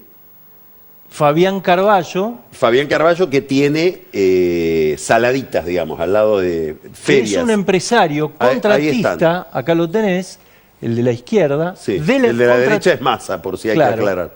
Contratista de la empresa que se mueve como si fuera funcionario. Esto es impresionante porque Carballo habla de la empresa en primera persona del plural. Dice, nosotros, pero sos contratista. ¿Sabés quién le pidió la renuncia? ¿El primero que le pidió la renuncia a Luque? Carballo. Carballo. Que es el que lo puso. Y Luque le dice, no me voy, vos te olvidás de que yo soy abogado y tengo experiencia en derecho penal. Fue muy fuerte la discusión. Esto fue el jueves de la semana pasada. Luque se va a la Casa Rosada tratando de hablar con Santiago Caputo, que aparentemente no lo atendió. Pero claro, tuvo todo el fin de semana para decir, no me voy, no me voy. Nadie lo pudo convencer. Carballo habla con el secretario de Transporte, Franco Mojeta, y le dice, pedile la renuncia. Mojeta le pide la renuncia y Luque dice lo mismo, no me voy. O sea que el que manda en Ferrocarriles es un contratista que se llama Carballo. Carballo ligado es una a la política Libertad de Avanza por el armado de listas en el conurbano. ¿Cómo y el llega? financiamiento. ¿Cómo se queda Carballo, que es influyente desde hace muchos años ahí? A través del financiamiento y los acuerdos de campaña en la provincia de Buenos Aires en el municipio de San Miguel. Ajá. Él llega a partir de Carlos Romo, concejal, y Agustín Romo, que es el hijo de Carlos. Que es diputado provincial. Y tuitero del sistema. Claro, entonces. Todo esto es Santiago Caputo. Todo esto es Santiago Caputo. De hecho, Carballo tiene una buena relación con alguien que vos nombraste hoy, Francisco Caputo, que es el hermano. Entonces, lo que muchos adentro de la compañía lo que dicen es, yo no sé si Carballo habla o dice que habla, pero siempre los invoca. Ajá. ¿Y bueno, Caputo a lo mejor no sabe que lo está invocando o sí? Yo infiero que sí, porque todo el mundo en el Ministerio de Economía sabe esto que te estoy diciendo. Que además el Ministerio de Economía es el que va a tener que pagar eventualmente si se reconocen estas deudas, ¿no? Entonces, ahí vos tenés algo que todavía no está resuelto, que explota. No sé cómo se va a resolver tampoco si va a renunciar o no, porque si renuncia, Luque va a hablar. Ya está hablando, por lo que ya está diciendo. Ya está hablando. ¿No? ¿Y qué va a pasar con los proveedores? Si van a cobrar o no. Yo te diría que lo dejemos con Es un tema, ¿no? Porque ya estuvimos con el problema de los proveedores de energía eléctrica, los generadores eléctricos, a los que le recortaron parte de la deuda, los famosos puts de los bancos, a los que también les pedalearon parte de su posición, Pero esto viene más complicado que esos 2 casos anteriores. A mí Esto un viene proveedor más, me decía, yo más quiero, de gángsters. quiero que me den un bono como las eléctricas, pero cobrar algo. ¿Quién decía eso? Me decía un proveedor. Claro, claro. Pero a las eléctricas no creo que le hayan hecho dejar el 25% para que le reconozcan la creencia. No, por eso, este es otro mundo, otro mundo. Bueno. No sé si decirte muy bien todo, Pancho. Va a seguir. No me sale. Va a seguir. Aire puro. Aire puro. La semana pasada contamos aquí que el gobierno porteño anuló la licitación para el servicio de acarreos con grúa y que la primera reacción la protagonizó el sindicato de camioneros, reduciendo al mínimo la recolección de residuos. Para contar el vínculo entre estas 2 cuestiones tenemos que remitirnos a agosto del 2022. Pancho contó la situación escandalosa que rodeaba ese servicio que prestaban 2 firmas, Dakota y BRD, tenían vencida la concesión hace 20 años, pagaban un canon irrisorio. Nos veía Elisa Carrió, que le reclamó al jefe del gobierno porteño de inmediato, Horacio Rodríguez Larreta, que estatice el servicio y que convoque a una nueva licitación. Se estatizó el servicio, la nueva licitación es la que anuló la semana pasada el gobierno porteño. ¿Qué estaba haciendo el gobierno porteño que hereda eso del gobierno anterior, el de Jorge Macri? Negociaba con estas empresas que habían participado de la licitación un cambio en las condiciones del pliego. ¿Qué pedían? Reducción del contrato en el tiempo, eran 10 años originales, del anticipo de 8 millones de dólares y sobre todo una reducción en los 3.000 millones de pesos, esto es curioso, que el gobierno le tenía que dar a las empresas si no lograban un piso mínimo de acarreos. ¿Cuál es el problema en todo esto? Que el servicio estatizado de acarreo le cuesta al gobierno de la ciudad 1.500 millones de pesos. Entonces esto ponía una contradicción fuerte, pero además la impresión que se llevaron los negociadores del gobierno porteño, hablé con uno el fin de semana, es una presunción, no hay ninguna prueba, es que estas empresas no querían reducir costos porque parecía que habían adelantado una suma de dinero a alguien. Antes que la licitación salga. Antes de que las elecciones se celebren. Claro, o antes, claro, de tener claramente el resultado. Con este cuadro lo más posible, Carlos, es que el gobierno porteño negociara con la voluntad que no prospere la licitación. Incluso algunos insisten mucho en que Pablo Moyano le anticipó a las empresas lo que iba a hacer el lunes pasado, es decir, la medida de fuerza, y que todos confiaban que con la basura en la calle el gobierno iba a ceder y les iba a adjudicar. Acá hay un dato muy importante y es que es muy difícil que el gobierno haya sido sorprendido porque si venía negociando con las empresas y tenía claro que no quería que prospere la licitación, lo más seguro que eligió el momento para comunicar que la daba por cancelada. Y esto ocurrió una vez que el gobierno porteño supo que el Ministerio de Economía le restituía la coparticipación, sobre todo el flujo diario de dinero. Es decir que... O sea, vos decís, Jorge Macri se garantizó que el Ministerio de Economía le empezaba a pagar la deuda por coparticipación. El flujo diario, sobre todo. Y ahí se expuso. Es decir, trató de estar fortalecido en lo financiero para dar esta pelea. Bueno, ¿quiénes son los dueños de estas empresas? Y por ahí nos da una pista. Se vincula a Transporte 9 de Julio y a Gira con Pablo y Hugo Moyano y a... Por eso la basura. Por eso la basura. Y a Guillermo Seita y a Horacio Miró con Saen. Incluso algunos... Si tirás de la piola de Guillermo Seita y Horacio Miró, llegás a al informe de Pancho a través de todas las autoridades de transporte. Todo tiene que ver con todo. Algunos exageran y dicen que esa imagen de la ciudad sucia fue magnificada por Gastón Dueck, con un equipo de troles. Dueck es un socio de Seita.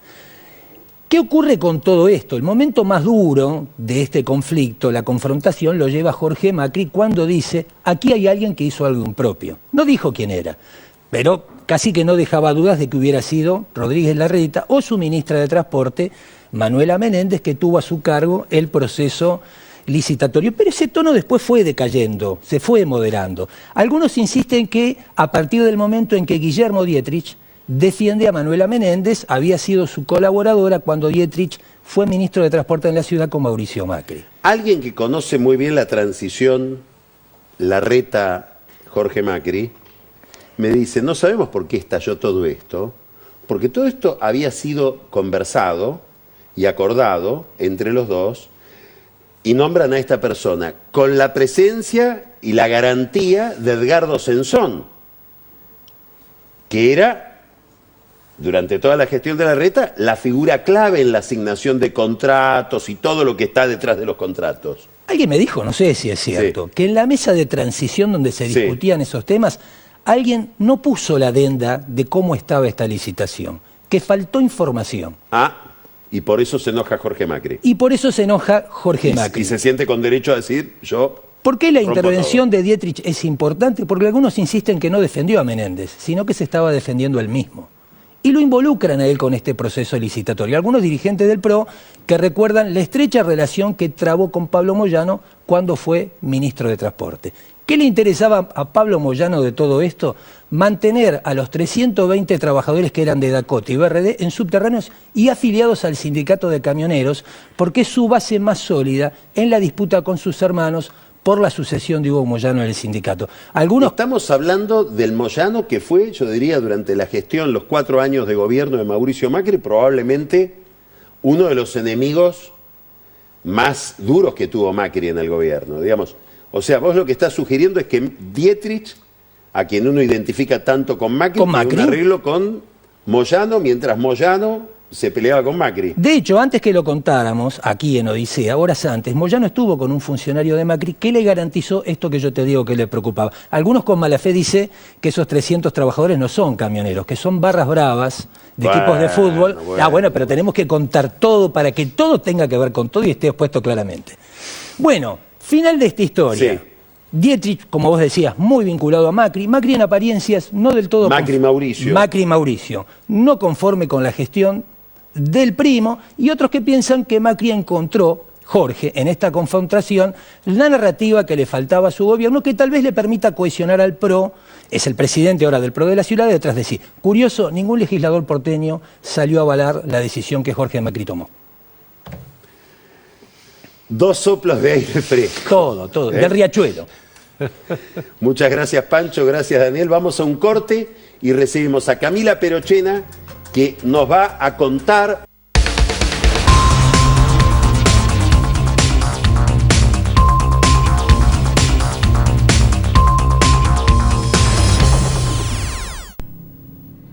Los informes de Francisco Olivera y de Vilota siempre están documentados, y lo que pone Carlos Pagni en Odisea Argentina también se documentan, se respaldan, y cuando nos informamos de todos esos aberrantes curros, el manejo espurio de todos estos corruptos malandra, los que estuvieron antes, los que le siguieron, los que están y los que están por venir. Como decía el profesor Méndez Firpo, este es un país en joda, profesor. Son todos unos chantapufi. Y pruebas al canto, ¿no? Corruptos. El mito de la Argentina blanca. La segunda parte de una charla de Camila Perochena, y uno de los datos que dijo en la primera parte, cuando nosotros vemos, qué sé yo, un partido de fútbol con Brasil o vamos de vacaciones, siempre nos llama la atención la cantidad de negros, de gente negra, o ya después mezclado con blancos. Comparativamente con Argentina, lo que pasa en 200 años en la Argentina ingresaron 200.000 ciudadanos de raza negra, y en el mismo periodo en Brasil 5 millones.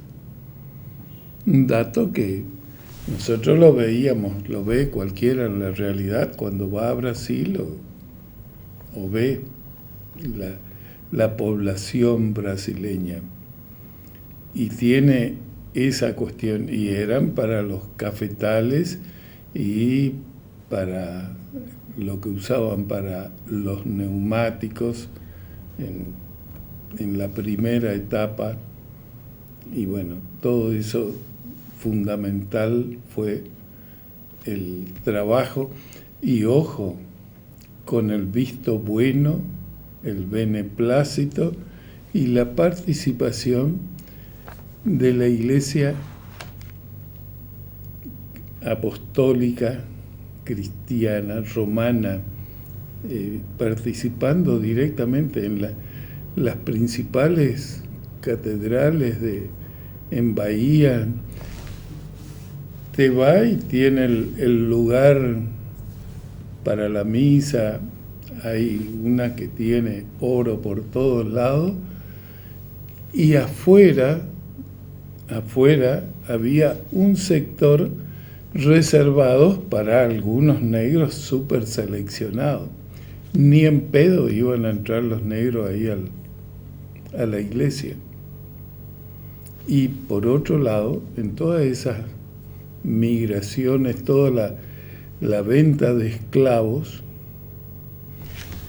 el punto destacado de eso y el cálculo que hacían al trasladar los esclavos era que un promedio aceptable en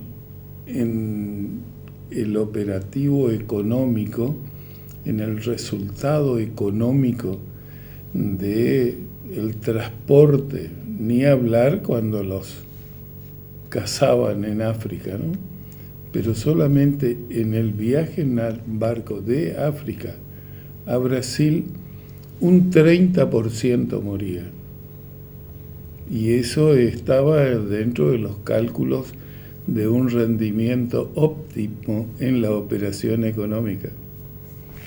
Cosas, ¿no? El mito de la Argentina blanca, segunda parte, Camila Perochena. Japonesas, claro. Japón Pop. Así que si te gusta, podés comprarlas en Diderot Art con el código Odisea, porque además Diderot, como podrás ver, tiene artistas de diferentes partes de Argentina, diferentes provincias, como Daniela, que es de Córdoba.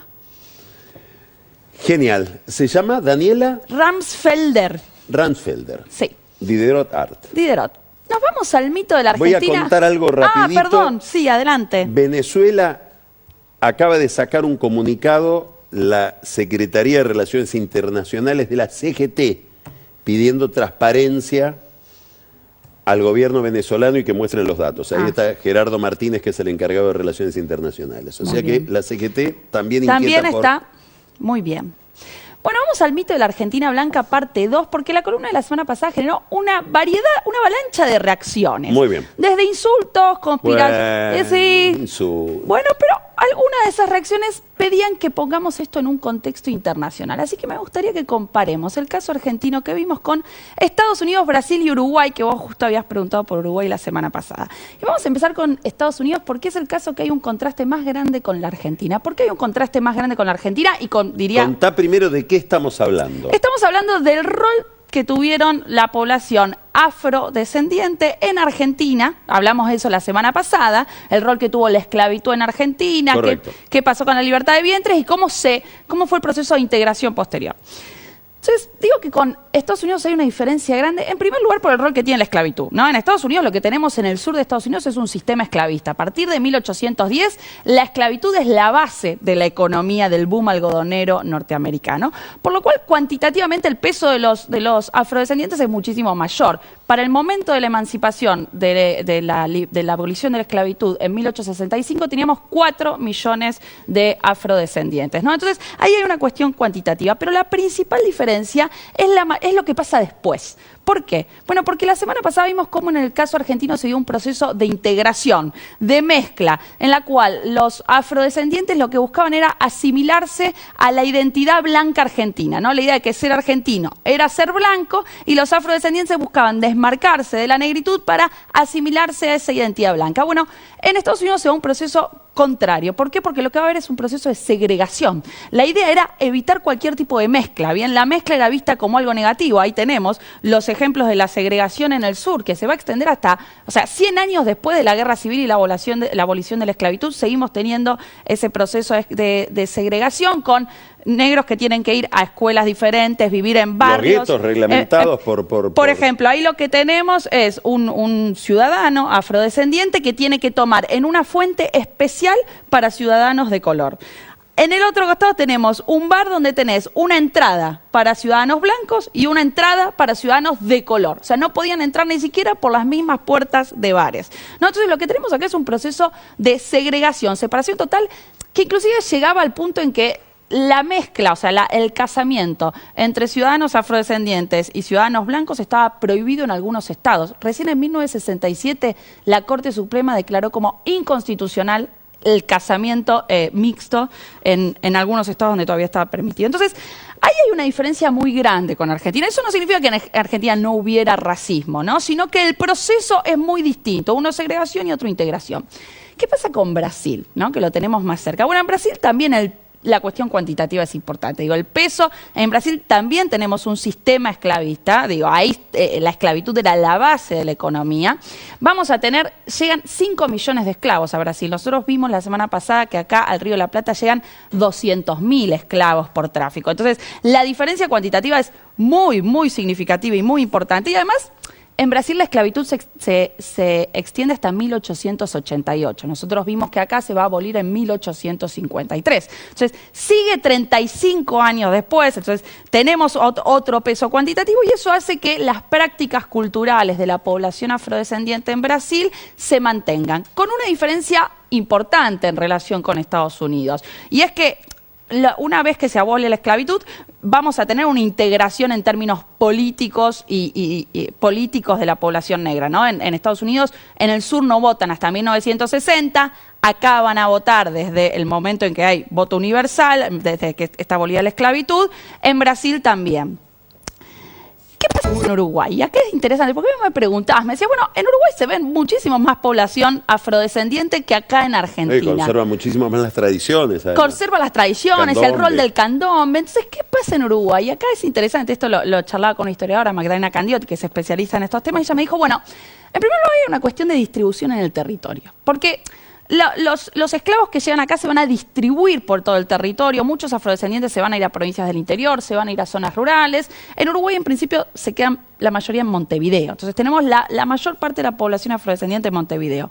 Pero además, el tráfico en Uruguay se va a extender por mucho más tiempo que acá en Argentina. Hasta 1825, ¿por qué? Porque estuvieron ocupados por Portugal. Entonces vamos a tener tráfico durante más tiempo. Van a seguir llegando esclavos una vez que acá ya no se traficaba más desde 1812. Y aparte vamos a tener todo un proyecto en la primera mitad del siglo XIX de traer colonos africanos, contratistas del Estado traen colonos africanos en una cosa medio irregular, niños africanos que vienen voluntariamente con un contrato, pero en realidad el trabajo que hacían era un trabajo muy parecido al de la esclavitud. En Uruguay. En Uruguay. Y el otro punto interesante, que es la actividad que va a tener la población negra después de la abolición. Acá también van a ser muy activos, pero esto lo estudió un historiador que se llama George Andrews, y él muestra, por ejemplo, cómo en Uruguay van a ser muy activos y van a estar muy organizados. Por ejemplo, en Latinoamérica hubo solo 3 países que tuvieron partidos específicamente negros, ¿no? Formados por afrodescendientes. Uno en Cuba, uno en Brasil y el otro en Uruguay. Uruguay tiene un partido de afrodescendientes a fines del siglo XIX, interesantísimo. Y el otro punto que él usa para mostrar esa actividad de la población negra, dice la prensa negra. Acá en Argentina hubo prensa negra, fue muy importante entre fines del siglo XIX y más o menos principios de la década del siglo XX. Pero en Uruguay tenés muchísima prensa negra en relación con la población. Y pone este ejemplo, el historiador dice, en Brasil, por ejemplo, entre 1870 y 1950 tenías 40 periódicos negros. En el mismo momento... Hasta el 50, hasta sí, 1950. 1870 a 1950, 40 periódicos negros. En Uruguay, entre 1870 y 1950 tenías 25, pero Brasil tiene 400 veces más de población negra. Entonces, en términos per cápita es muy importante. Entonces, acá hay algo interesante. No es que en Argentina no hubiera, en Argentina hubo periódicos negros, pero en Uruguay tenías una población negra que no necesariamente era tan importante, pero que se mantuvo muy activa y en parte sigue activa hoy. Y para cerrar, voy a traer un poema que nos trajo un televidente de Borges, Milonga Los Morenos, que se cierra hablando de los morenos de Argentina y dice: ¿a qué cielo de tambores y siestas largas se han ido? Se los ha llevado el tiempo que es el olvido. Lindísimo. Bueno, gracias. No es mío, es de Borges. Muchas gracias, Camila. Gracias, Excelente. Carlos. Vamos a un corte y recibimos a Carola Gil.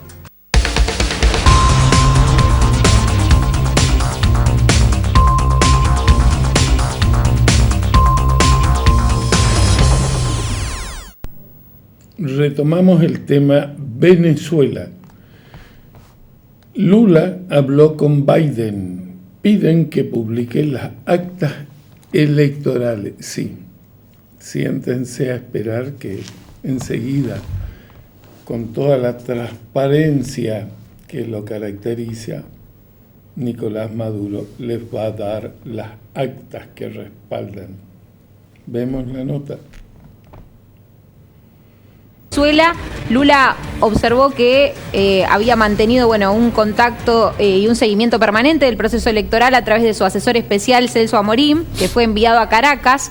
Informó que Amorim estuvo con Nicolás Maduro y Edmundo González Urrutia y reiteró la posición de Brasil de seguir trabajando por la normalización del proceso político en el vecino país, lo que tendrá efectos positivos para toda la región. Lula reiteró que es fundamental publicar el acta electoral de los comicios ocurridos el domingo pasado y Biden coincidió en la importancia de divulgar las actas. Así que lo contábamos hace un rato, había una notificación del diario Globo de Brasil que contaba esta comunicación entre Lula y Biden y ahora es oficial a través del propio gobierno de Brasil y ya te digo que hay muchísimas repercusiones y ruidos con respecto a esta declaración de Da Silva con respecto a que se dio un proceso tranquilo en las elecciones en Venezuela. Y hablando de comunicados, en un martes altisonante con Venezuela como centro y eje por lo pronto en la región, también hay comunicado en Estados Unidos.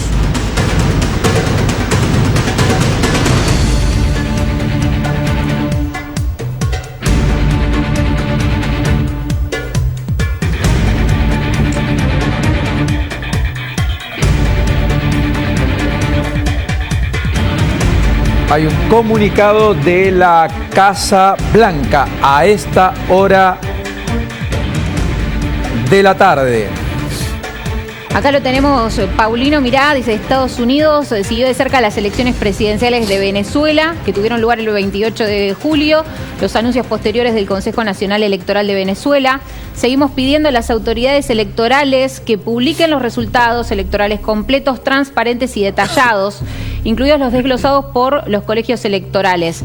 Esto es especialmente crítico, dado que hay señales claras de que los resultados electorales anunciados por el Consejo Nacional Electoral de Venezuela no reflejan la voluntad del pueblo venezolano, tal como se expresó en las urnas el 28 de julio. No reflejan la voluntad del pueblo venezolano. Esto dice la Casa Blanca en Washington. También estamos revisando otros datos electorales compartidos por organizaciones de la sociedad civil y los informes de observadores electorales internacionales.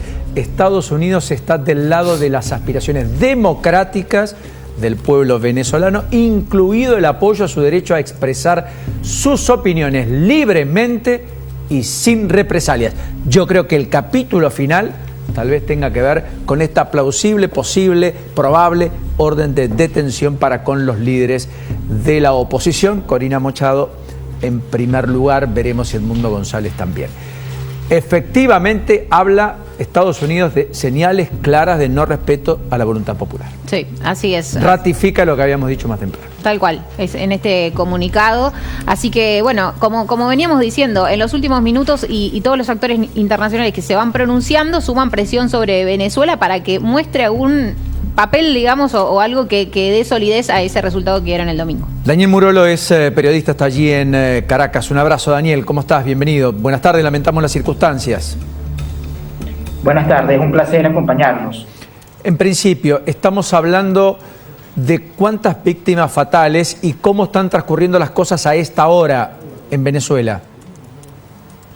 Bueno, en cuanto a la cifra de víctimas exactas, no está clara. Recordemos que este es un régimen que si algo lo caracteriza es la opacidad en cuanto a cifras. La información uno la puede recoger a través de redes sociales. Se habla de al menos 8 víctimas entre la noche del 28, madrugada del 29, incluyendo también la jornada del 28, hasta el día de hoy. Lo que sí se conoció hoy fueron las cifras que presentó el Observatorio Venezolano de Conflictividad Social, que habla de 115 manifestaciones reprimidas en 20 estados del país en las últimas horas, es decir, entre la noche del 28, el día de las elecciones, hasta la mañana del día de hoy, 30 de julio. Y a esta hora, en este instante, hay protestas en prácticamente en todas las principales ciudades del país. Hay cierre de vías constante y... ¿Hay bloqueos? ¿Sí? Hay bloqueo. La vida no está transcurriendo con ningún atisbo de normalidad. Es decir, los comercios están cerrados, cuesta cargar nafta. Desde el 28 de julio, en la noche, el día en el que se anunciaron los resultados, en la madrugada realmente, de los resultados del CNE los presentó o los hizo público a las 12:03, 12:04 del lunes. Al día siguiente, Venezuela amaneció como que si era un 1 de enero, un 25 de diciembre, todos los locales cerrados y un silencio impresionante que solo fue roto a media mañana con aquel cacerolazo que fue espontáneo, es decir, que no fue convocado por ningún líder de la oposición, ni por María Corina Machado, ni por Edmundo González, sino que surgió espontáneamente entre la población, una población que está indignada y que 2 horas después de ese cacerolazo, que por increíble que sea, se extendió o se expandió por todo el país, comenzaron estas protestas que no han frenado. Hay ciudades en Venezuela en las que la gente está protestando 24 horas continuas. Incluso hay zonas en las que... Sí. Perdón por el delay, pero simplemente para poder establecer un ping-pong rápido. ¿Hay orden de detención para con Corina Machado? ¿Eso es oficial o todavía no? ¿Es solo presunción? No es oficial. El periodista Gregory Jaime publicó hace algunos minutos, en horas de la tarde, supuestamente que se habían firmado una orden de aprehensión contra María Corina Machado. Pero desde ayer hay otros periodistas que han estado estudiando esta misma versión. Dicen incluso que además de la orden de captura para María Corina Machado, hay otra para la dirigente nacional Delsa Solórzano, e incluso hoy se hablaba de la detención también o de orden de captura para varios alcaldes opositores, incluso para un gobernador de oposición acá en Venezuela. El tema es que nada está confirmado, son simplemente rumores que además se suman a estas amenazas que ha venido haciendo en las últimas horas tanto Maduro como muchos de sus dirigentes. Daniel, en lo que... Correcto. ¿Cuántos alcaldes tiene Venezuela? Venezuela tiene cerca de 350 alcaldes. ¿Cuántos de la oposición y cuántos del oficialismo?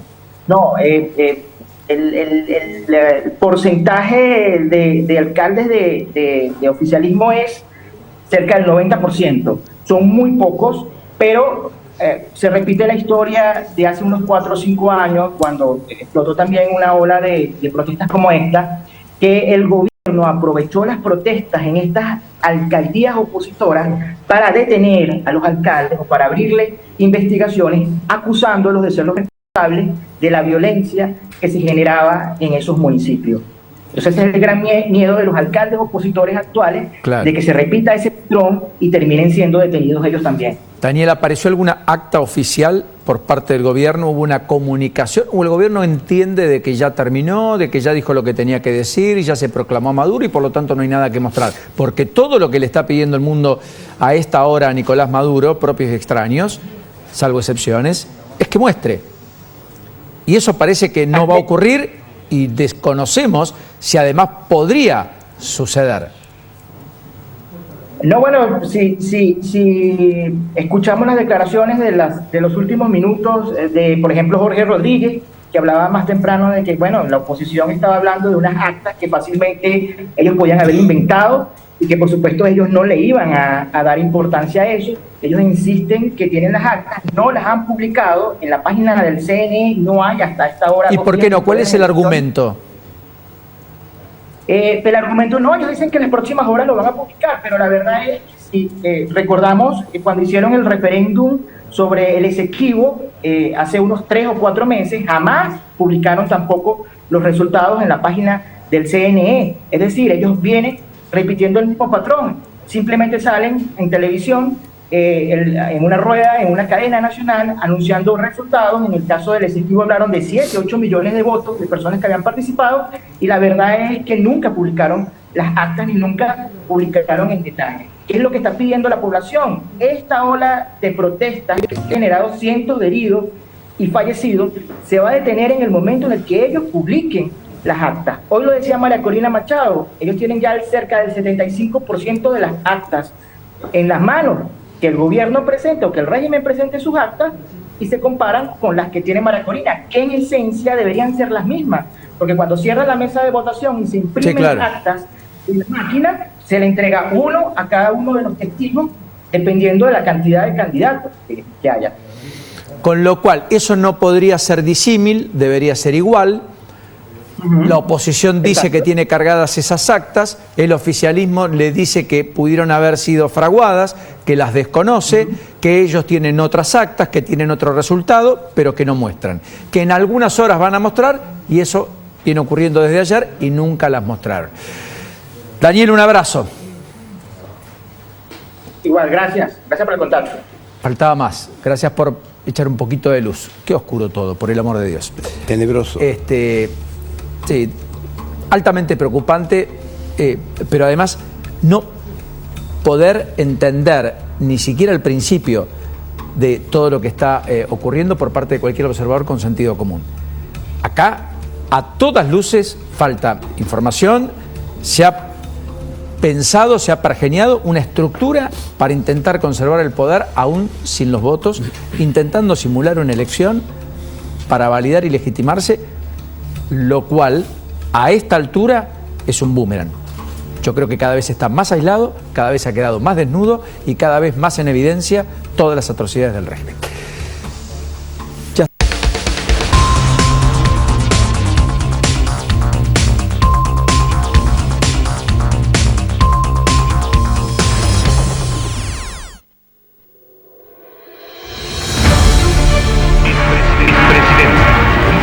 Carruaje tirado por el pueblo desde el juramento hasta el poder. No hay vencidos ni vencedores, solamente un pueblo que marcha hacia su legítima. Como tal, es un incógnita el desaparecido, es un desaparecido. No piensa.